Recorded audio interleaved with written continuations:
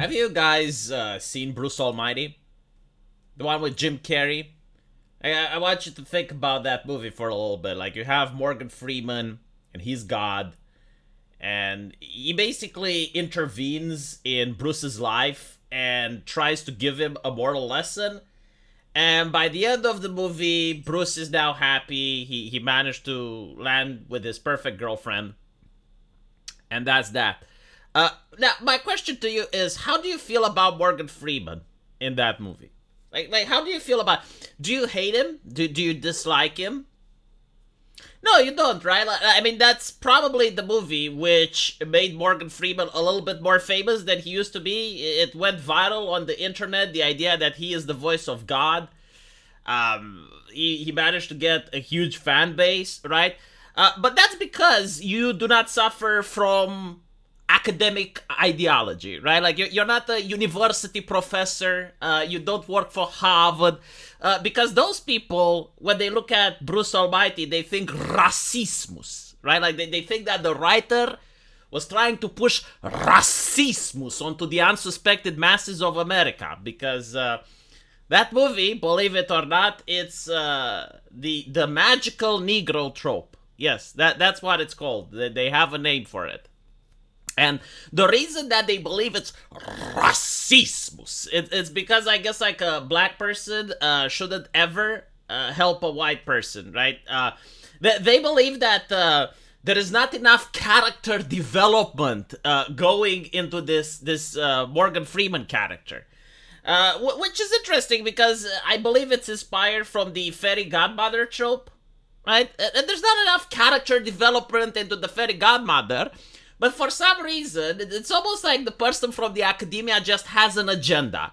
It's almost like he already has the conclusion that America is part of the systemic racismus, of systemic systemicismus.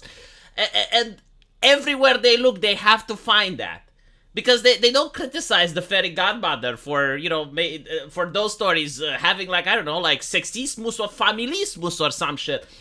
But anyway, right, so the magical Negro trope is actually quite prevalent, which is basically the format of you're having someone with a plight, and you have this individual coming from outside, and is kind of like a mentor, like a guru, and they do have magic, but it's not really the magic that's the one that fixes the problem. It's like the moral wisdom that they share, right? So you have like the fairy godmother trope, which exists in Cinderella and shit.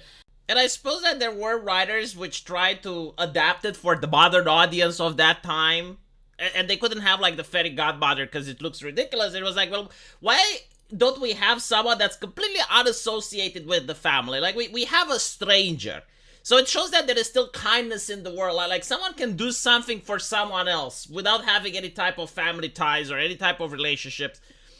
But not only that, like I want you to imagine a world that actually has racismus, and we're not talking about like racismus on the keyboard. It's not someone does like clickety clack on the keyboard and it's like, oh my god, that is racist. No, we're talking like racismus in real life, okay, like actual like physical, okay, not words, like physical. And when you have like that atmosphere. Right? When you have a movie where the black person is actually the positive character, right? They're not represented as a thug or anything else. It's like, no, like the writer wants the black person to be viewed, not even like a positive character, but it's almost like a divine entity, right? That's incredibly wise. It's got all these magic powers. It's helping the main character. Like, you can't look at that and not see it as a positive thing. Unless you're in the academia, and then it's like, oh, racismus. Yes, like Stephen King, when he wrote The Shining, progressive man Stephen King with the hottest leftist takes on Twitter right now, when he wrote The Shining and he created that character, which he also had The Shining, but I forgot the name. He was a black dude, right? So he had magical powers, and his entire purpose in the story is to try to rescue the kid. Yes, like Stephen King was suffering from racism. And this is like the people from the academia managing to peer inside the brains of the writers. Like, they know fucking better, right? So, due to that, you now have like this trope. But what's interesting is that most people don't even know that this trope existed. I mean, unless you were born, I think in the 90s, like even in the 90s, this trope was dying out. I think like Bruce Almighty was like the last movie that was made with this trope. And before that, it was Disney's Princess and the Frog, right? Like you have like the black lady over there, which does voodoo magic and stuff. But again, like the trope has been dead for over 20 years. Like most people don't even know what you're talking about, right? So now you have like this movie, sorry, which is coming out, and it's called The American Society of Magical Negroes. And I want you to look a little bit at the trailer, and then we're going to comment. Welcome to the American Society of Magical Negroes.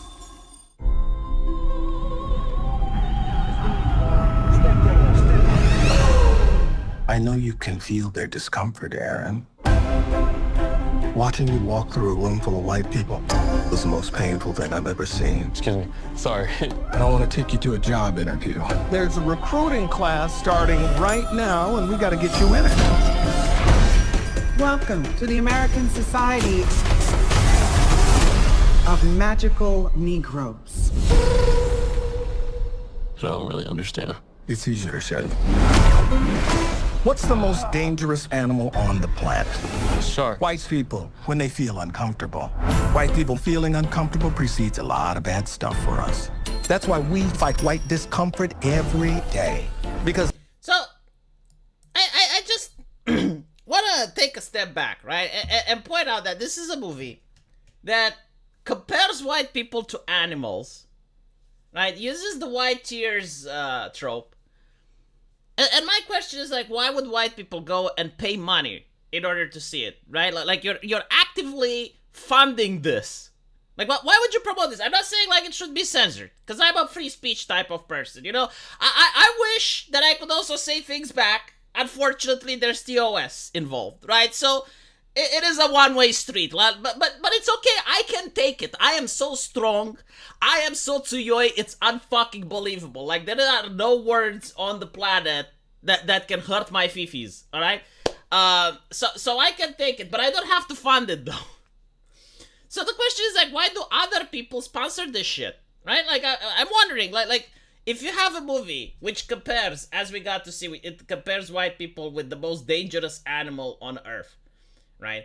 And when you see this, right? If this was the picture of your father, or your mother, or your brother, or your son, or your loved one, right? If they were in this play, why would you pay money to someone humiliating you? Why would you do that? And I know the answer why, okay? It's very simple. The people who go to see this movie, they genuinely believe that it's satire. Like, they genuinely believe, like, oh, come on, like, this is so ridiculous. Like, no one actually thinks this way. No one actually believes this, you know, it's a comedy. I mean, come on, it's joking, it's fun, right? Like, but the reality is, when you actually go on Twitter, the writers, I guarantee to you 100%, they do think everything they say here.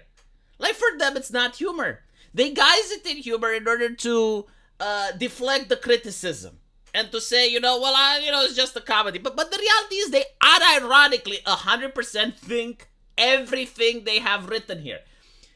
Now the problem is, like, most normies, they do not believe that such hatred actually exists. Because they're not capable of it. That's the reality, okay? Like they think that no one can be this hateful in 2023. That, like, they believe, like, no one can think like this. But if you go on Twitter, you notice that there are people who do. And of course, you know, there's probably a minority of people that will go to see this movie just to see how bad it can be. Like, there's always the possibility that it can be so woke that it actually becomes anti-woke. Barbie is the perfect example. It's like the try hard. When you're trying so hard that you actually make the most anti-feminist film ever made. You know, where Barbie is a little fascist, screwing with elections, wanting to fuck everything just because she's not happy, you know, and you got that movie, which you're wondering, it's like, why are people saying it's an anti-feminist film? What? And this one can probably end like that as well. I don't know. But it would be interesting to see. Still, I'm not going to give money to people that hate me. Like this is unironically hatred. You know, if you're going to compare white people with animals, like what did my mother do to you? Huh? What did my mother from Romania ever do to you, writer? What did she do wrong? Why are you considering this? Huh? Like, are you scared? Well, you just said that the worst animal on the planet is my mother when she's uncomfortable. You know, like, I don't think I'll give you money. I'm not saying you shouldn't say it. I mean, it's your movie. You can write whatever you want. You know, I'm pretty sure that if someone else tried to write something about other groups of people, it would get canceled, right? Like, and you'd probably advocate for it to get canceled because it feels good to have power. But just because you have power doesn't mean you have to abuse it, right? So if you abuse it, I don't have to give you my cash. Give my cash to the Japanese man. I'm supporting true diversity. I'm sorry. You know, like, I'm not giving a single money to the Americans because I understand a lot of them are white and that's problematic. So I want to create diversity behind the camera. You know, like that's really important. We're constantly reminded how important diversity is to see people diverse in movies and stuff. But I think, like, it's also important to have a diverse audience. So as a white troll, by removing myself from the audience, right, I create a higher percentage of non-white trolls. And that's how it works, right? By removing myself, the audience becomes more diverse. And I encourage more people to diversify the audience because it's important. It's our strength, right? So it's not just in front of the camera, but behind the camera as well. That's important. Let me know what you guys think, though. And as usual, I will see you in the comment section. Take care.